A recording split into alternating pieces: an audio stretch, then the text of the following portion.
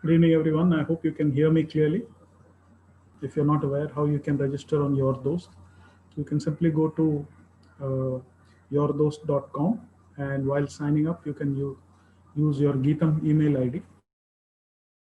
The premium functions, the premium services like chat counseling, audio counseling, as well as video counseling will be uh, just get a sense of some of the counselors that are available to you when you seek counseling. You can see some of their profiles. You can choose any one of them. You can even choose counselors according to what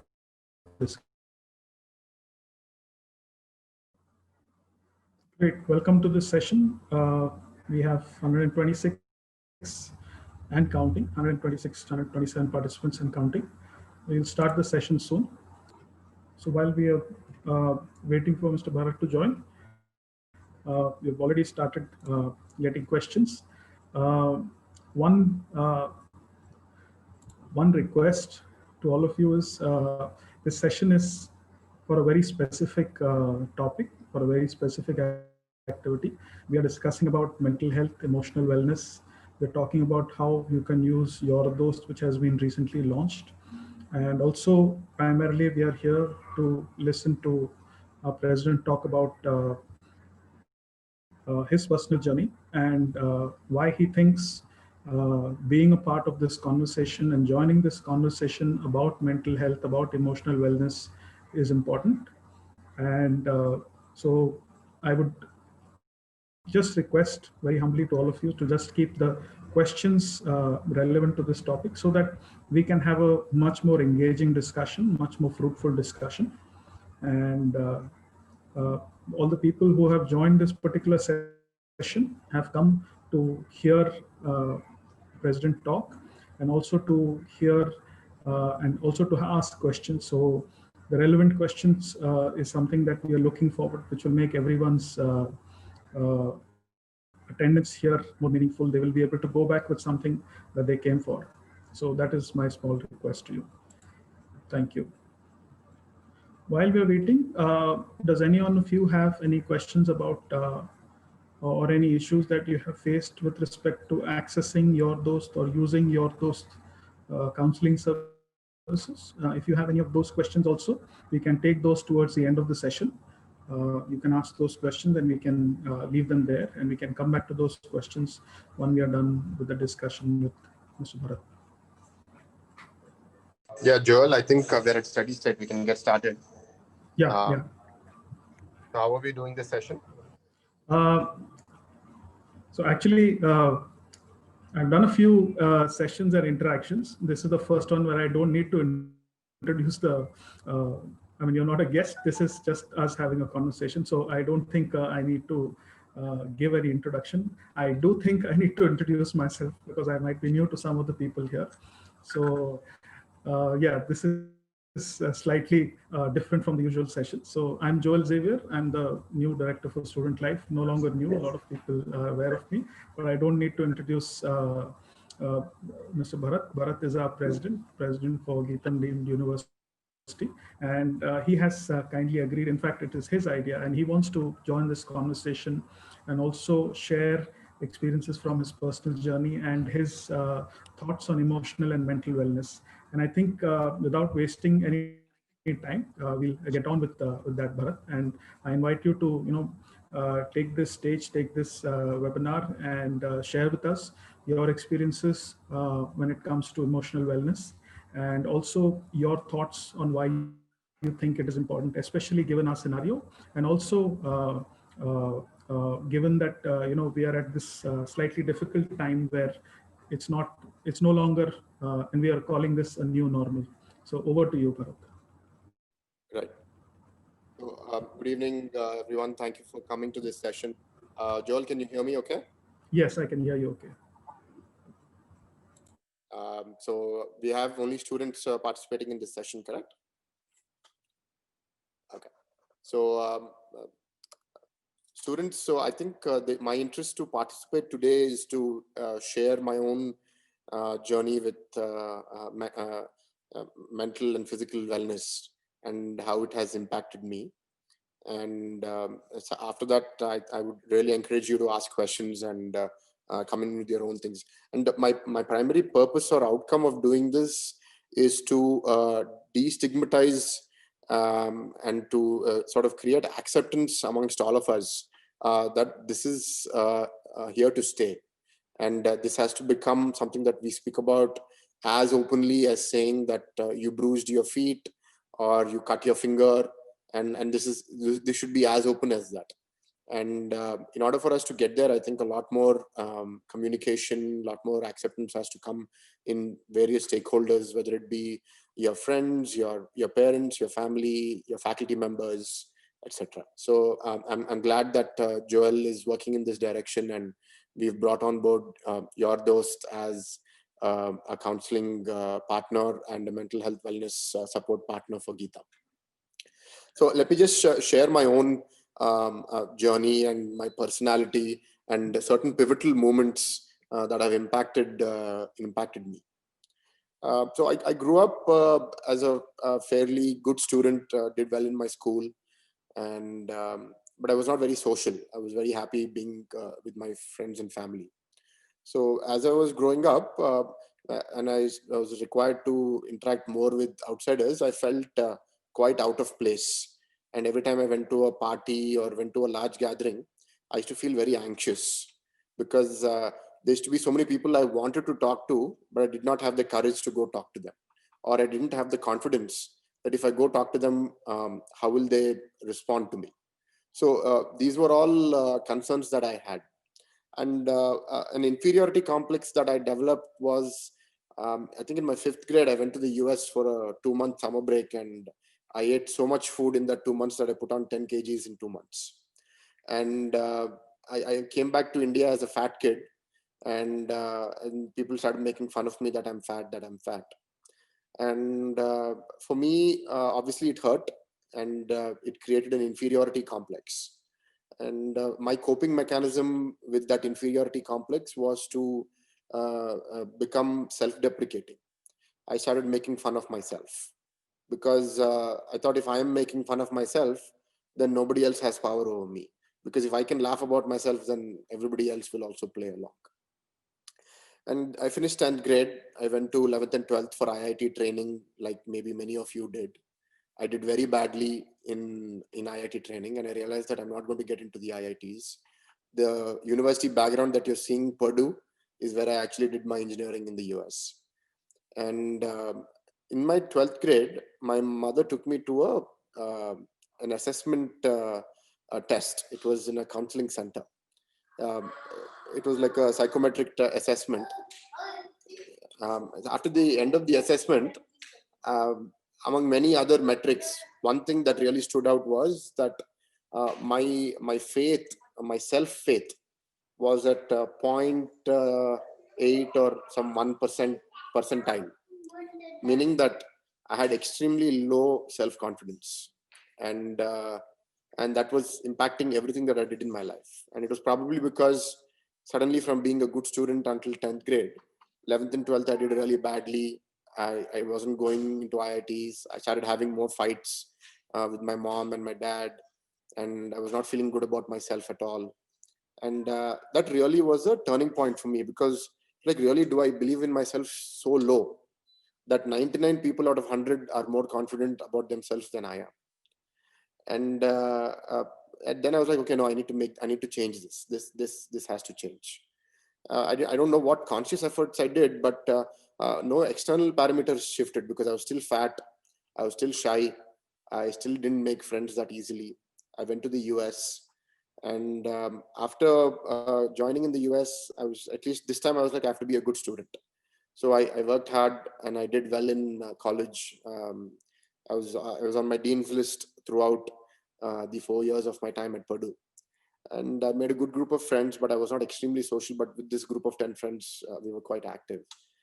And in my 3rd year, I was about 120 kgs, and I injured myself really badly, and my back got strained. I was on bed rest for about 45 days. And the doctor told me that in 1 week, you'll get up and run. But 45 days, I couldn't move. And after that, I continued that crippled life for almost 6 months. Although I could walk, I couldn't lift anything heavy. My energy levels fell down significantly. I started feeling very low again. And I didn't feel like, and my grades also fell slightly. And I was almost on the edge of dropping out of Dean's List. So Dean's List is basically maintaining a cumulative GPA of 3.5 out of 4. So I from 3.8, I think I fell down to 3.6. So at that point, if I didn't correct myself, I could have fallen out in my last year.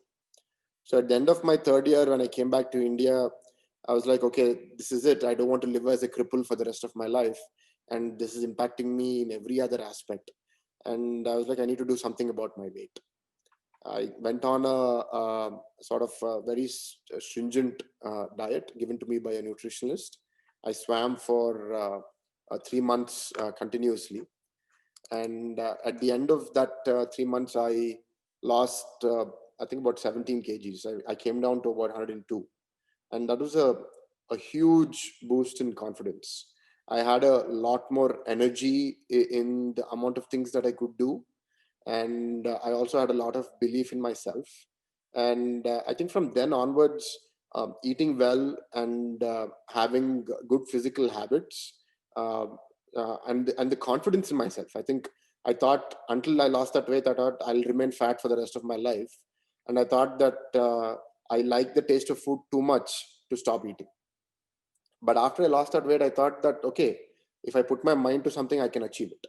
And no matter how hard the target is. And it's not that I have remained fit after that. I did lose weight subsequently. I think my lowest was 87. But again, in COVID, I've again put on 8 kgs in the last 6 months. Albeit it's because of an injury. But the reason I'm sharing that is earlier I used to think, okay, I don't know how to lose weight, or I don't know how to control my food intake. And I don't think I'll ever be able to lose weight. And I used to always beat myself up. And I used to also say that when I lose weight, I'll become happy. Or when I do this course well, I'll become happy. Until that time, I'm not going to become happy. But something that shifted in me in that journey of losing weight, becoming more active, more confident, was that uh, your state of mind, while it is influenced by physical conditions, you have an ability to tell yourself what you want to think and feel. And today, I'm about 112, 113 kgs, so I'm almost back to how heavy I was 12 years ago. But today, I don't feel like that. Today, I feel confident. I feel happy.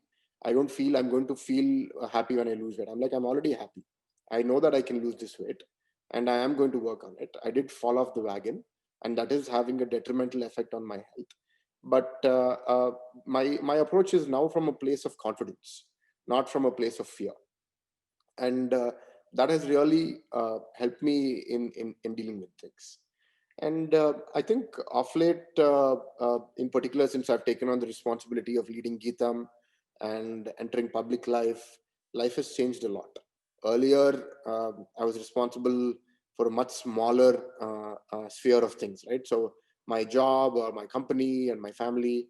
But now, when you feel responsible for the life of 23,000 students and 4,000 employees, and when you're representing a political party, then you feel responsible for your voters, then it's a very different ballgame. And there are often circumstances where you get stressed. And I get stressed all the time. I'm very comfortable with stress. I've sort of made peace with it. And it's become an active part of my life. But there are periods when it really becomes very high. And then you go into a function of dysfunction. You go into a state of dysfunctionality. You're not able to do anything, and you're not able to sort of take decisions. You're not able to focus. You're not able to get work done. You almost, and then you keep spiraling. It could be fear. It could be anxiety. It could be so many things, right? My coping mechanisms have been one that I sleep, and for me, sleep has been a great heal. Like if I one overnight sleep makes me forget 90% of the emotion that I carried from the previous day, and sometimes even what happened also I'll forget. So that's a big boon that I think God has given me. And the other is, maybe many of you will relate to this. I continue to play video games, and whether it be on my phone or on the computer occasionally.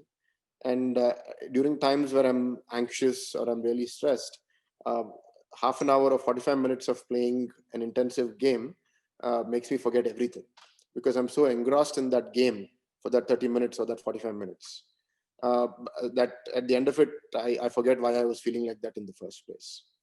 But that's that aspect about playing a game or finding some relief. For me, it's been something that I've tuned over many years, because you don't want to become a slave to anything, right? So if playing a game relieves your stress, then you may want to play the game for 6 hours a day, or if any other things, right? And this takes me back to an early childhood memory. I think when I was 8 or 9, and my granddad, my maternal granddad, used to keep telling me that you shouldn't be the slave of anything. You should enjoy anything you want, but that shouldn't enjoy you. What does that mean? So even tea, coffee, right? People who drink tea sometimes have to drink thrice a day, every day. And I used to tell myself that no, I don't want to drink tea. I don't want to be a slave to anything. And from that age, I don't drink tea, coffee as a habit even to date. I don't smoke. I very occasionally drink alcohol, but like maybe 2 or 3 times in a year, and that too just socially.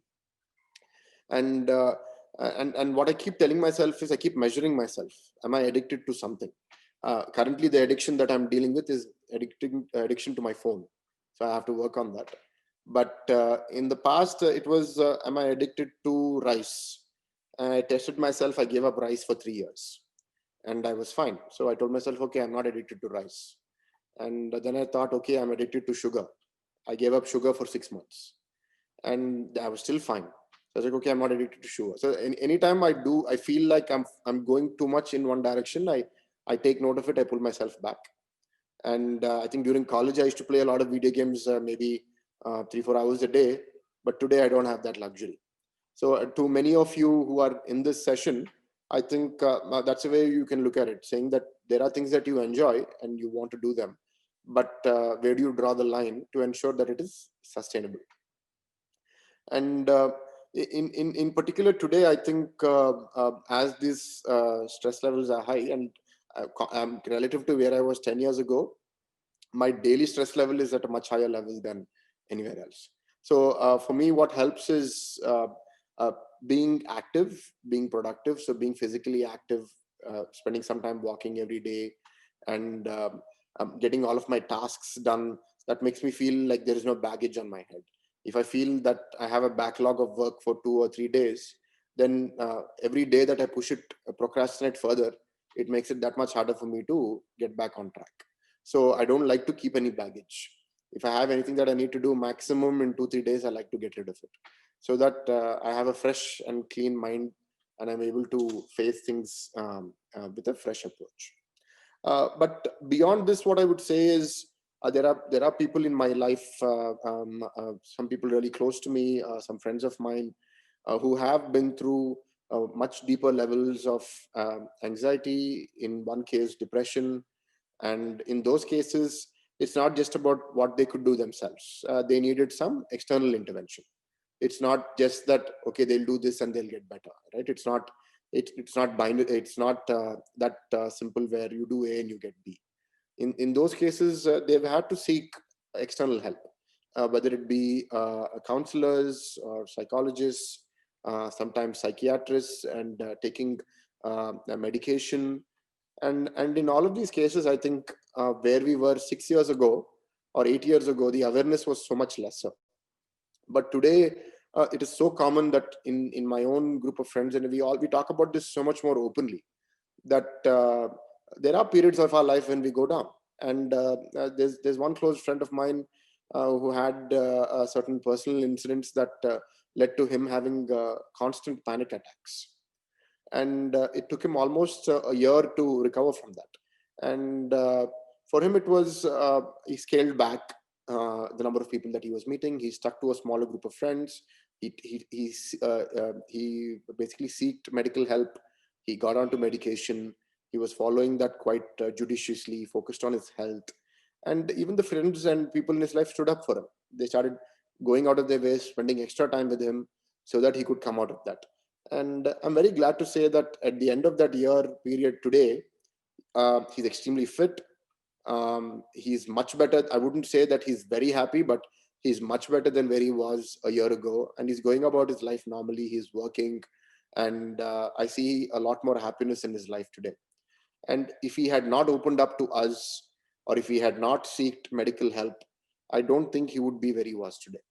And I think the progression of our society, where there is far more acceptance for this, there's far more professional help that is available, and also with innovative solutions like Your Dost, where they've brought this to your doorstep, where we're able to speak to people anonymously without worry of any judgment, any social taboo. And that is something that I really appreciate, and I'm glad that Joel was able to bring them on board.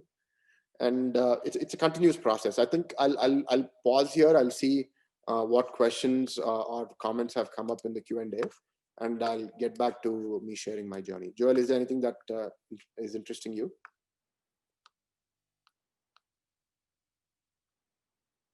Yes, actually, a lot of things you've covered in what you shared, and these are like the ABCs of keeping yourself mentally and emotionally above board and healthy.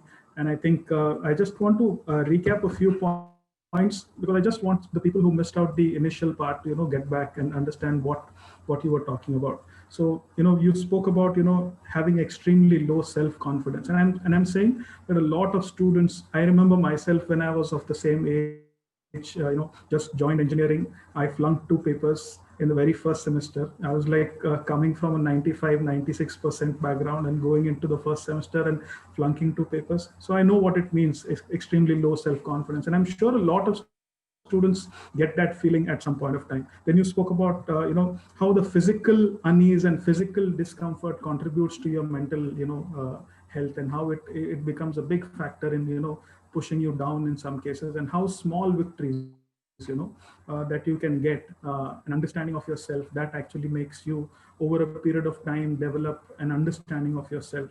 In fact, one of the things which you spoke about in passing is something that's very common in today's youth, and that is having fights with parents and not agreeing with their way of looking at things. So when you think of it, this is something that everyone is experiencing. This is something that almost everyone goes through at some point of time or the other. But also the things which you mentioned about small personal achievements, whether it is something as simple as losing weight, or whether it is making it to the dean's list, striving hard to stay on the dean's list. These are the small things which actually illustrate the point that that you are your own competition. I mean, once you start competing with yourself, once you start making sure you're aware of those small benchmarks, your focus on yourself actually helps you improve that much better. And I think in saying all these things, in sharing all these things, you've kind of in one stroke given a lot of students a sense that it's not just me, but it's also somebody like the president who is going through something like this. And I think that experience is actually very useful and very helpful, because that will help a lot of students understand that it's more about how you look at yourself. And you spoke about coping mechanism, sleep, video games. I think that's another thing that students will identify with very, very easily. And I just wanted to ask you that going back to this particular phase, of the beginning of your engineering. I think, I mean, for you also, it came at a time when you were dealing with a lot of other things as well. And so how did this transition, especially for some of the freshers who have joined us, this transition of going from, a pursuit of marks, a pursuit of a particular rank, to going to a stage where ideally you should be looking at how do I develop myself? How do I become like a better graduate, a better engineer, a better scientist, a better economist, whatever I'm studying. So how do you make that transition, and what were the key things which, if you had to look back and tell yourself at that age, what were the key things that you would share as advice for today's students, our students? So I don't know, so Joel, I'm not very good at giving advice, but often do it. So until 10th grade, I was in an education system that I think rewarded me for thinking, that rewarded me for applying my mind. And it was not rote memorization or regurgitation of the textbook. Until Okay. 10th grade, I was in Montessori, and until 10th grade, I was in ICSC. So I flourished in that environment because I became someone who basically applied my mind. Hmm. I was not a very studious student, but I was a good student. There were subjects that I really liked, and those subjects I paid attention in class. There were subjects I didn't like as much, and I still did fairly okay. And for my exams, I would read my textbook once. That's it. And more often than not, I wouldn't complete the full textbook before the examination. And whatever I remember, I used to write in the language that I could think of. There was no experience that I had where I was learning from some Vikram model series or something else where I know that these 20 questions will come and I practice those 20 questions and just go spit it out in the exam. I never did that. And I really cherished that environment. And in 10th grade, I did very well in my math. I got 100 on 100 in my 10th board exams. And so I was really like confident and proud of myself. And then suddenly I went to 11th and 12th where it was opposite. I was in a sort of a state board education, and the examinations literally were like you see the last 3 years or 4 years exam papers. 90% of the questions were the same, with the same numbers, and I didn't even know that. So I didn't even study that. I did the same thing what I did from the last 10 years. I read the textbook and I went, and I did miserably in my exams. I think I got some 63 or 64%, and all of my friends got 92, 93%. And I was like, okay, how do you guys do this? They're like, here, this small book, go butty this book for 20, 30 pages and you'll do well. So I did that in my second year. I got 81 or 82 and I averaged out at about 75. But I think the point over there was that I didn't enjoy an environment where I was expected to just remember what's there in the textbook. I didn't enjoy an environment where the examiners did not care whether I understood the subject or not, but only measured how close I was to the language that was there in the textbook. And even the reason for me wanting to go to the US was that I wanted to go away from this education system. And when Joel, can you hear me?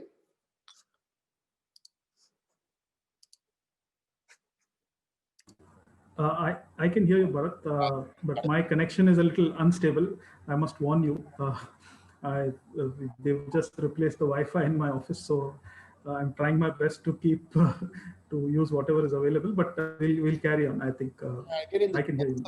US was again back to being in an environment that I was very comfortable with, where it was pay attention in class, do your homework diligently, and understand the concepts, and then you would end up doing well in the exams.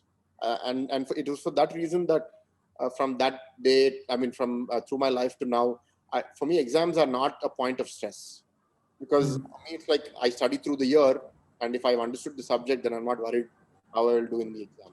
And I can't say that Gitam is fully there yet. I think Gitam in many parts still continues to test rote memory skills of students, and that needs to change. And also, majority of our students are coming from state board education and are probably used to that.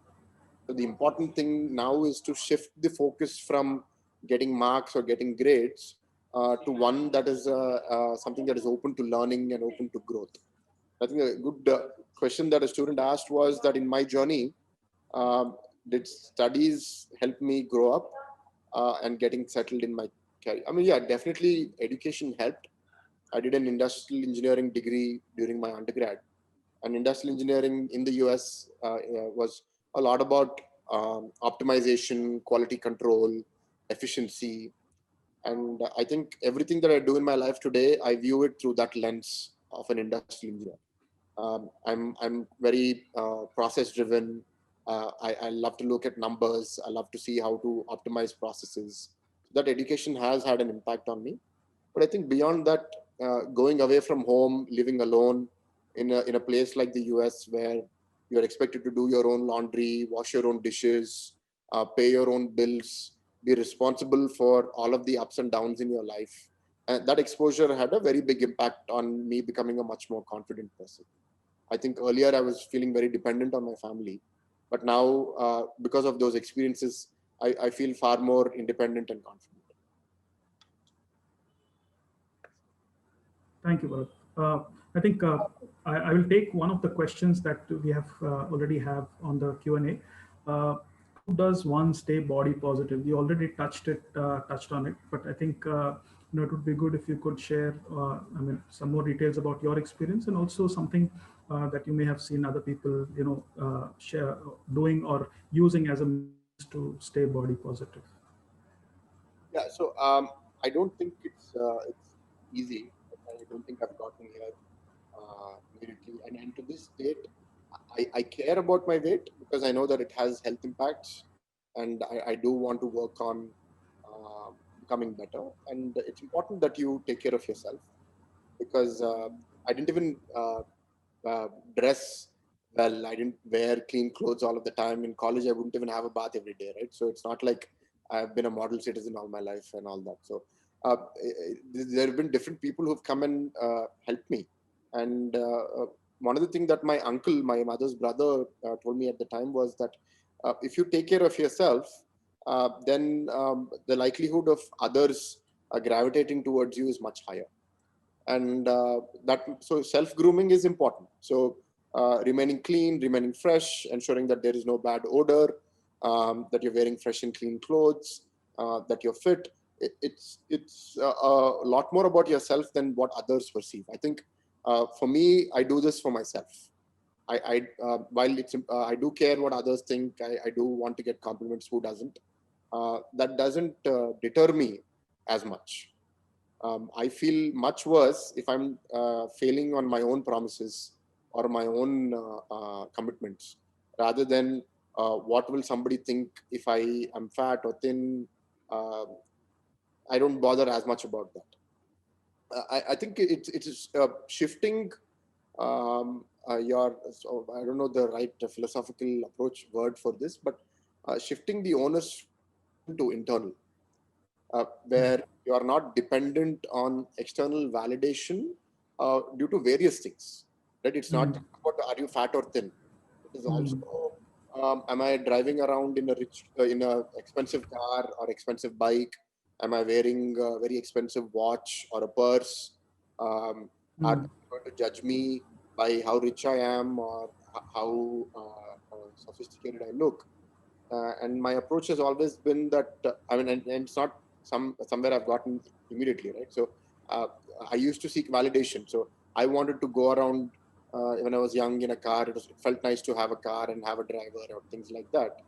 Uh, but more and more, as I grow, I keep telling myself that uh, my identity comes from who I am, and the way I conduct myself, my values, not what clothes I'm wearing or what vehicle I'm driving or how much money I have.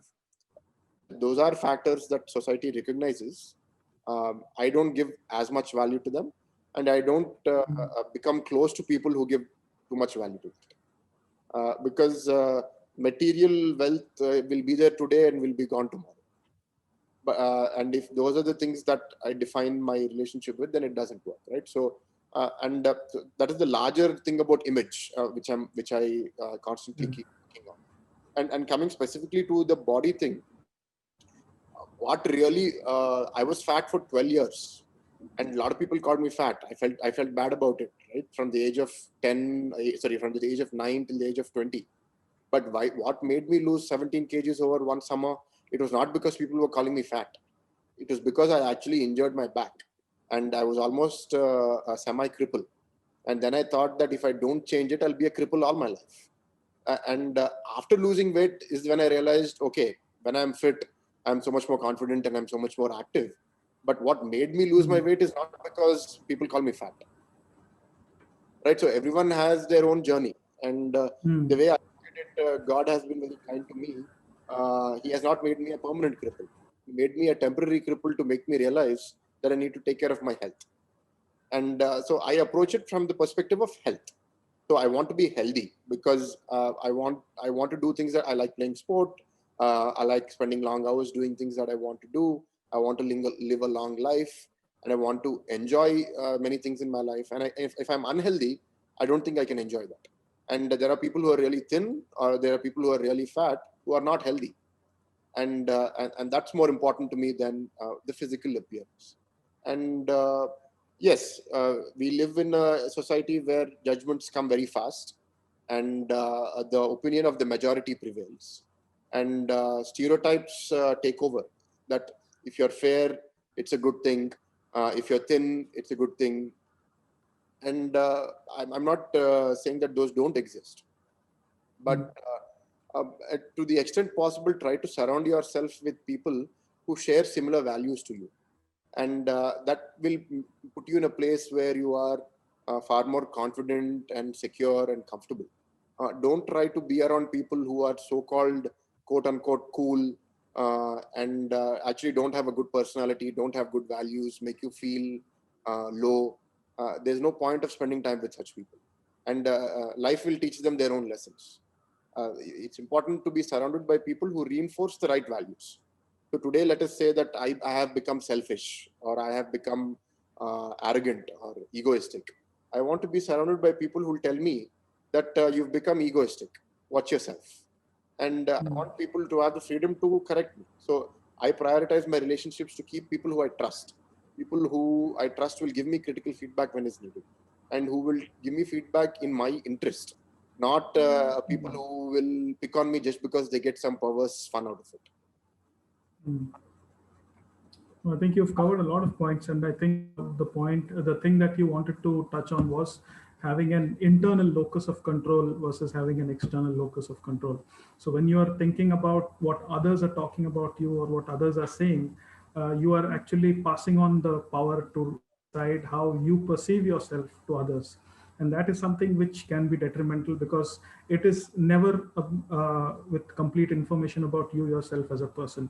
So I think what you said translates into, in a sense, having awareness. Self-awareness is more important than being cognizant of what image others have of you. So that self-awareness is more important. I think that theme keeps coming through, that the more you think about yourself, where your values come from, where your motivations come from, what excites you, what are the things that you are capable of doing, how you evaluate yourself, the more your locus shifts to what is inside you. And I think that's the key to developing your identity. I think that point you touched, that your identity and who you see yourself as is more important than what others see you as.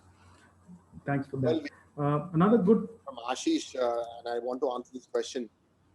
He sure. asked, how do you deal with the peer pressure? Because I think that's something that everyone goes through Uh, when you were in your college days. Uh, so, Ashish, thank you. I think this is a good question. Uh, Peer pressure is always high, and again, coming back to who do you surround yourself with? Do you have people who you look up to and who you like and are inspired by, or do you surround yourself with people who are perceived to be cool and inaccessible, and you want to be part of that cool mm, gang and go out of your way to do it? And I've always chosen the former. I've never, and this is not that I have reached this enlightenment when a young age. It's been over a series of relationships. I have realized that I want to be around people who make me feel good about myself and make me feel confident. And mm, there have been many instances where there are friends of mine who are drinking and ask me to drink with them. There are friends of mine who do hookah and they ask me to do hookah with them. And maybe 15 years ago, it was something that used to play on my mind. But something that's helped me is I'm not someone who always keeps thinking that I need to do everything myself. Some people have this approach that let me try it once. My approach is always, if somebody has already tried it, has already told us that it is not good, why should I break my head to do it again? So what does that mean? So my uncle was a chain smoker, and it affected his health significantly. And he had issues with his knees. He couldn't even walk well. And after going to see him through that struggle, I never had the curiosity that, oh, let me smoke a cigarette and see how it is. Right. So even if my friends told me, I was like, no, thank you. I'm not at all interested. And if ever I was with the person who forced me too much, I would never go to that person again, because I don't want to be around that such kind of an influence. And over time, I think I've just built my internal strength so much that I'm not worried. Let even 100 people come and tell me. I know what I'm going to do. Right? Peer pressure is not just about um, uh, this. What else? It's also about telling lies. Some people may put pressure on you in such a way that you start getting used to telling lies easily to escape out of situation.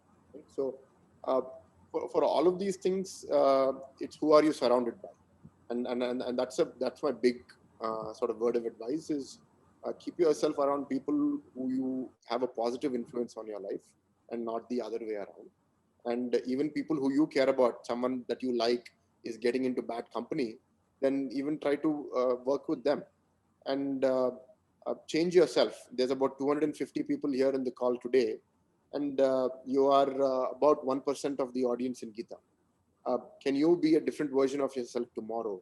Can you start working on being someone who doesn't apply peer pressure to others? It would be hypocritical if you tell me that I don't know how to face peer pressure, but tomorrow you start pressuring your own classmates and your juniors. So you be the change that you want to see. So for me, that's another big aspect. I don't like to pressurize anyone. I won't force anyone to do anything that they don't want to do, and because I don't like that being done to me. And if the 250 members over here believe in that, and you can influence your close one or two friends to be that way, eventually the entire campus ecosystem will be one where people operate with trust and respect, and there is lesser opportunities for negative peer pressure. True. Uh, but feel free to pick any of the questions and go. I have one or two. If you're okay, I'll ask with that. So one of the students asked, yeah, one of the students asked, how do you, ensure that the bad experiences of the past or what you have been mulling over in the past, how you don't let that affect your present? Because those are things which keep coming back to you and keep,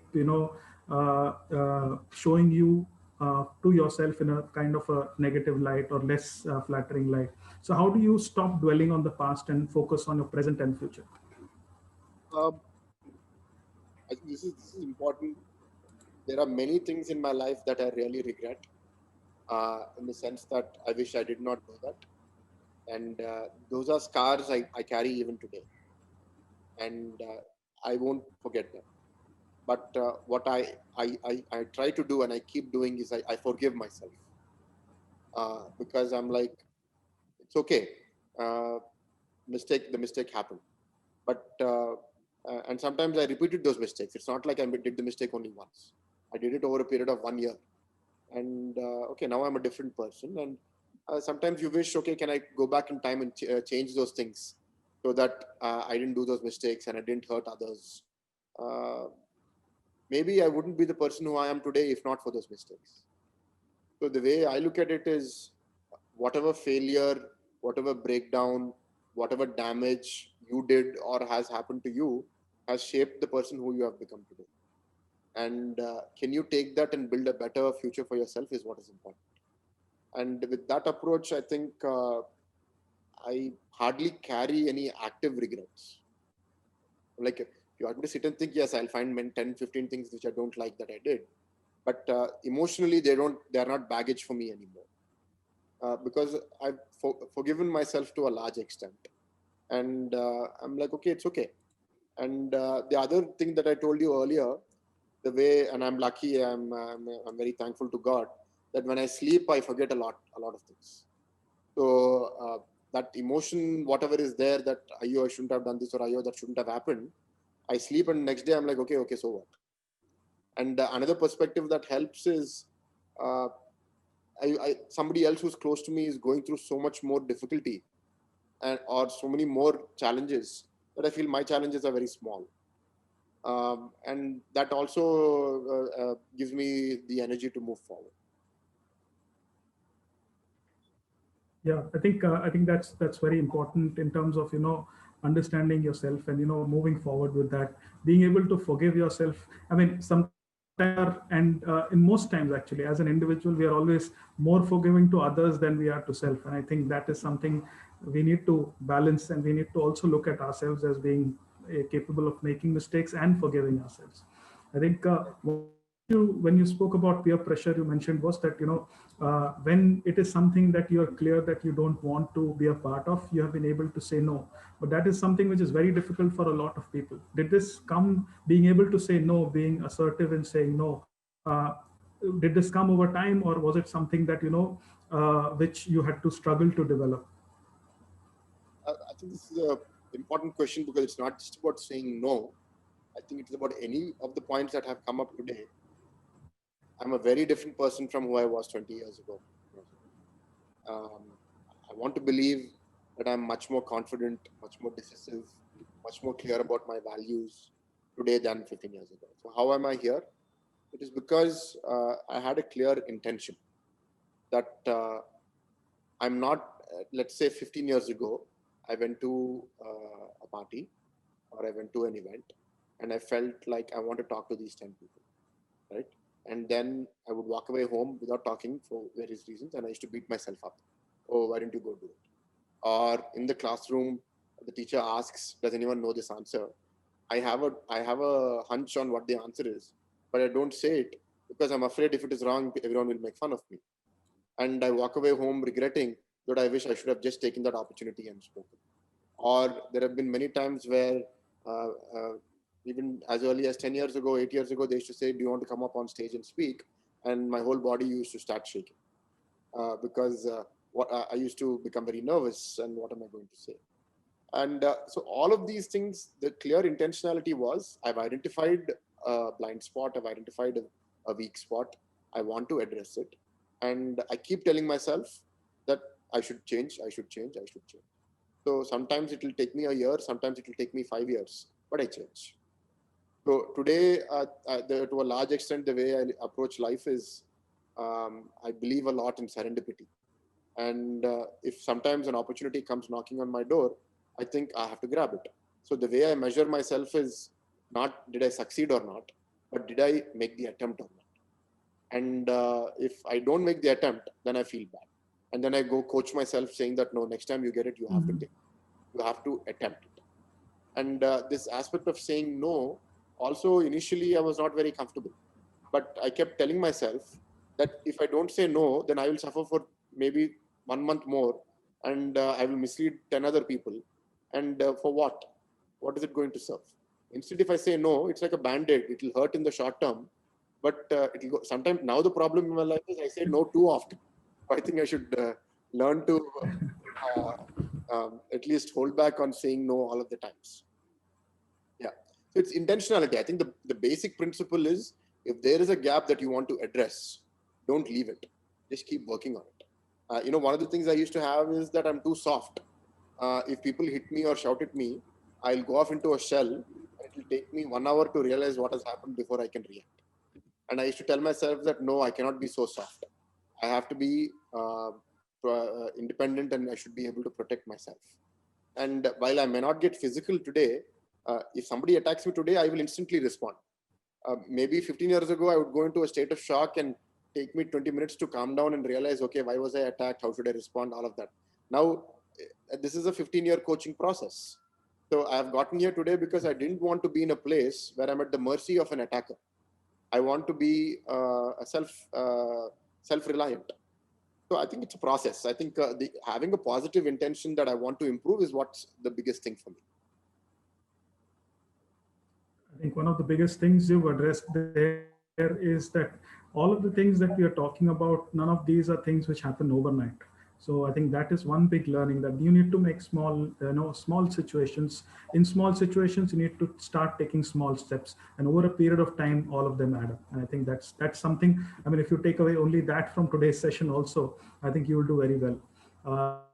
Bharat, which you mentioned in passing was, and what students have asked is about success and failure. How do you define that? You've already spoken about it, saying that it's not about success, but what was my intention? But I've heard you talk about how you approach success and failure before, and I think it would be good to share with the students as well. Yeah, so I don't know what you're referring to, Joel. Maybe let me know if that's what you are referring to. So I think my approach to success or failure has been uh, one that I don't care or worry that much about failure, because for me, making the attempt really excites me. The other, in many cases, success is not a destination, but a journey.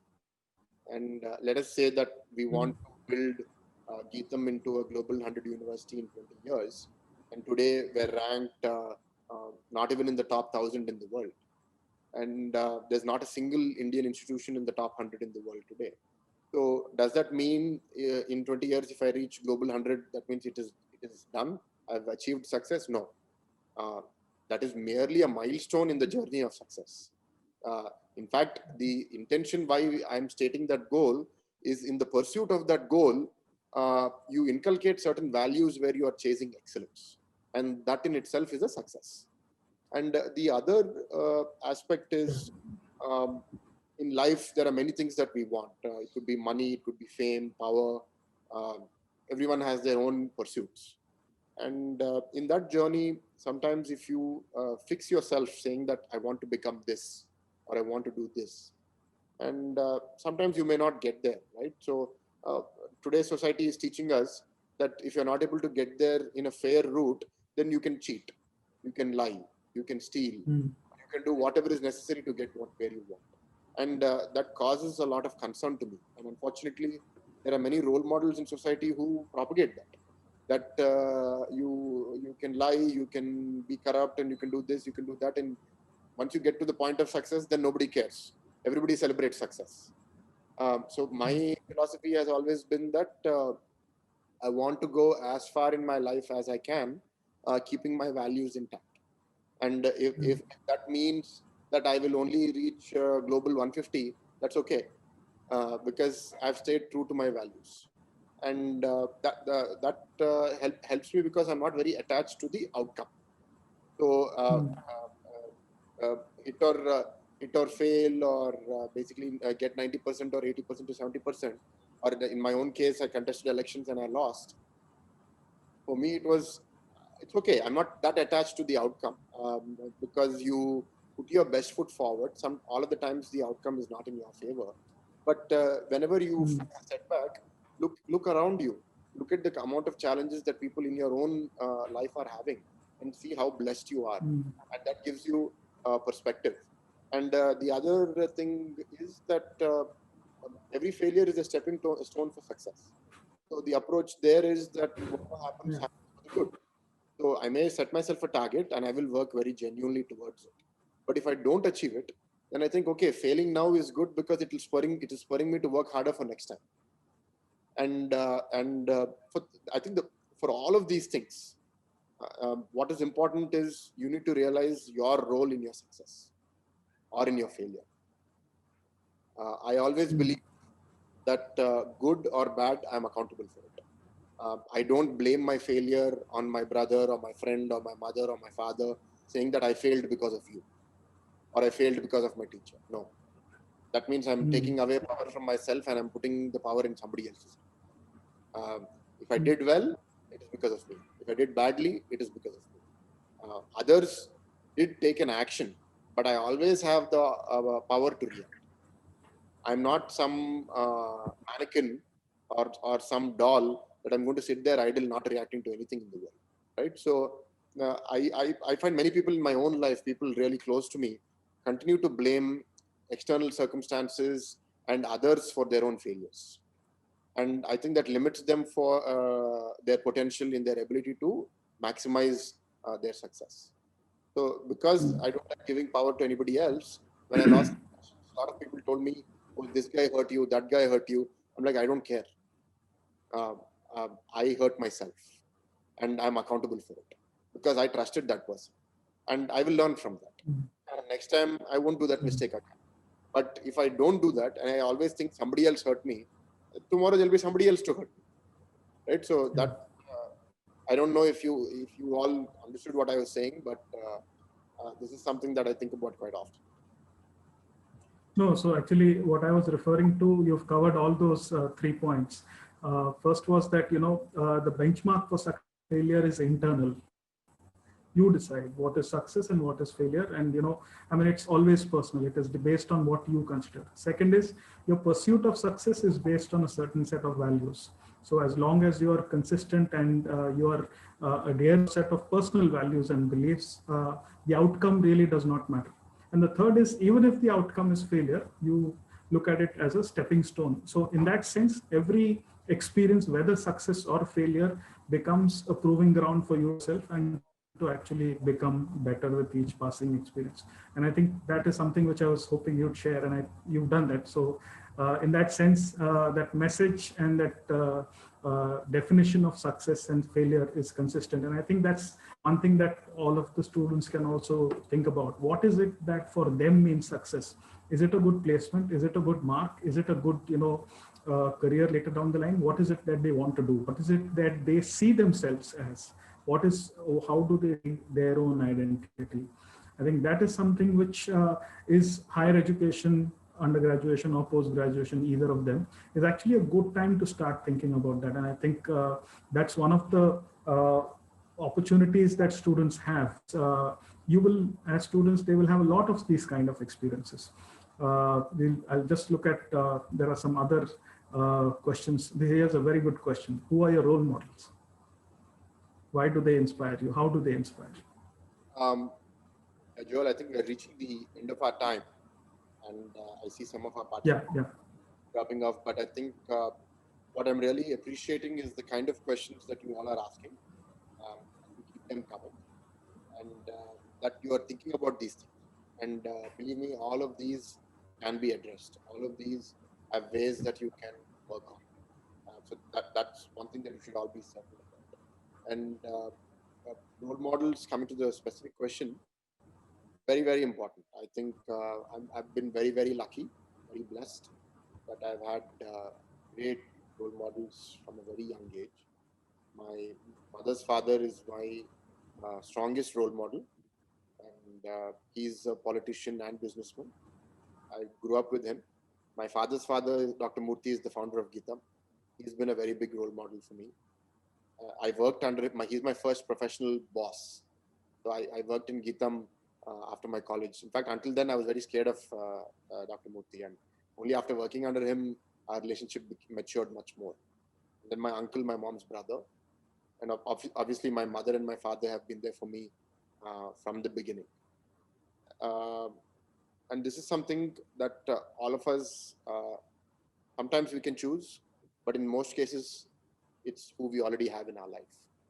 And what I would say is, if you do have someone who's a good role model, don't let them go, because they can have a profound impact on who you become as a person. And I think I am who I am because of my role models. And unfortunately today, in many in our civil society, many people don't have good role models. And what did the role models teach me? The role models made me more confident. The role models shaped my values. The role models gave me perspective of life, of ambition, of who I want to be. And the role models gave me the strength to deal with failures. And I couldn't have asked for more.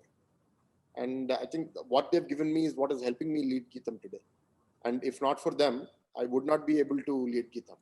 I think I would be very overwhelmed with this task. I feel much more equipped to deal with this because of that.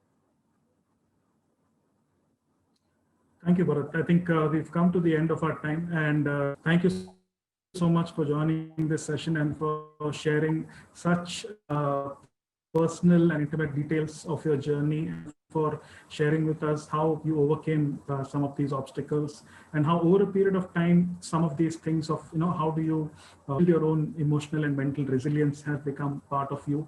And I think all of these experiences, all of these things that you have shared, each of us, each of the students also can take something away from from that, which is very personal, they can immediately start applying, which they can talk about, which they can discuss with their friends and others, saying that this is what I heard, what do you think about that?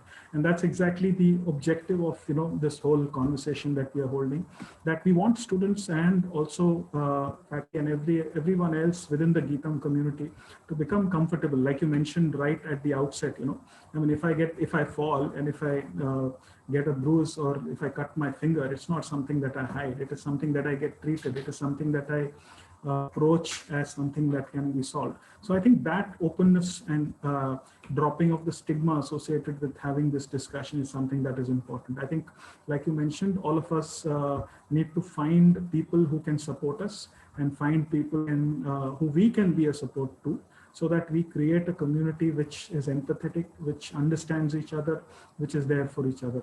Thank you so much for joining this. I also want to add some comments. Sure. There's one or two students who are asking me to stay for some time, so I have 5-10 minutes to wait.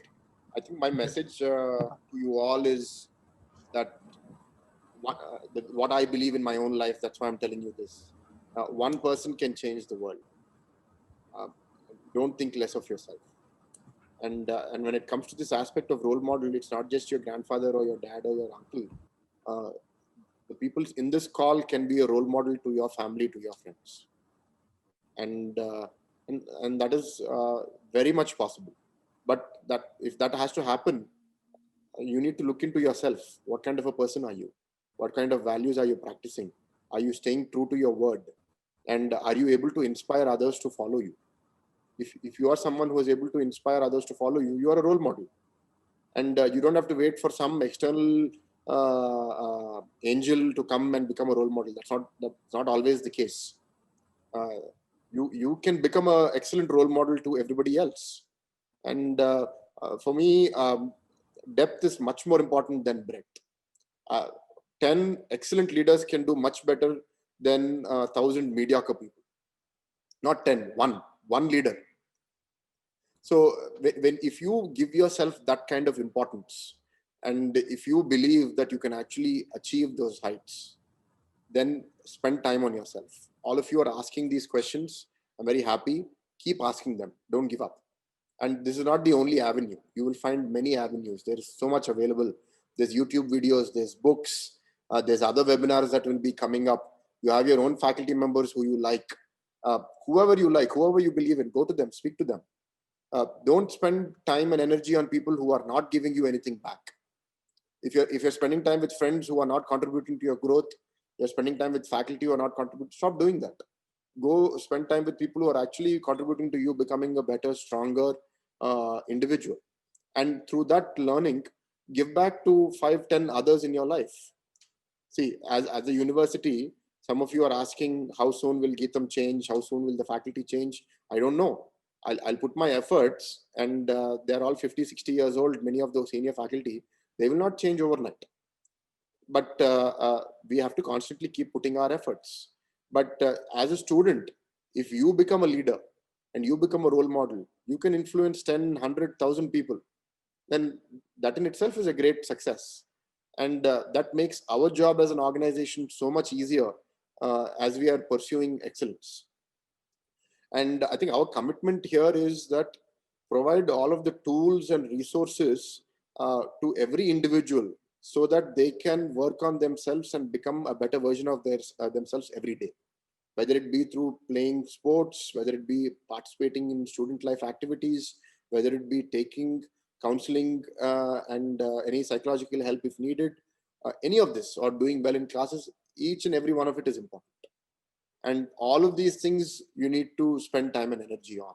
And what I would say is, whatever you have experienced so far, whatever you know so far, that's okay. But that's not the end of the world. There is so much more for you to learn and explore. All we need from you is curiosity, a genuine desire to learn and grow. If that is there, we will provide you enough opportunities for you to learn and grow. But if that is not there, then we can shout at the top of our lungs, and not much will come out of it. And if at the end of 1 hour, out of about 300 people, 189 people are left, these 189 people are listening. these 189 people or 188 people are caring about themselves. So that's good. And you focus on yourself. Don't worry about everybody else. And constantly keep building a support system, because alone there's only so much we can do. When we can lead and enroll 5, 10 more people to follow in our path, then we become much stronger in what we are doing. Any of the questions that you are working on, what I will ask Joel is to download all of these questions and also start doing videos on this internally, where we can have people speaking on this. Joel, I think you can work on that.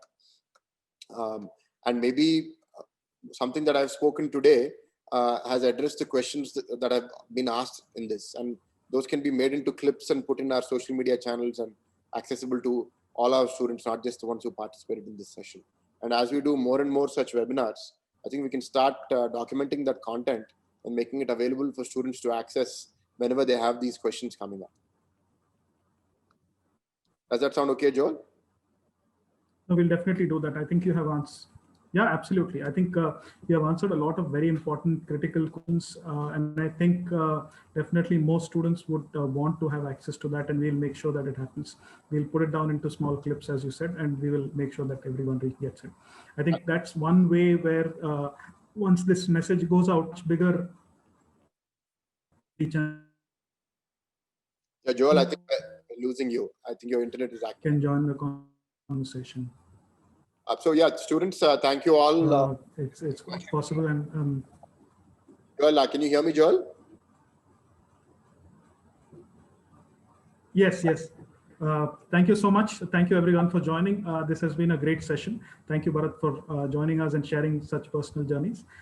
Thank you to all the students for joining. We will, like Bharat said, parts of this broken into clips so that it is more accessible to the rest of the students. And we'll also look at all the queries that you posted and see how we can best answer.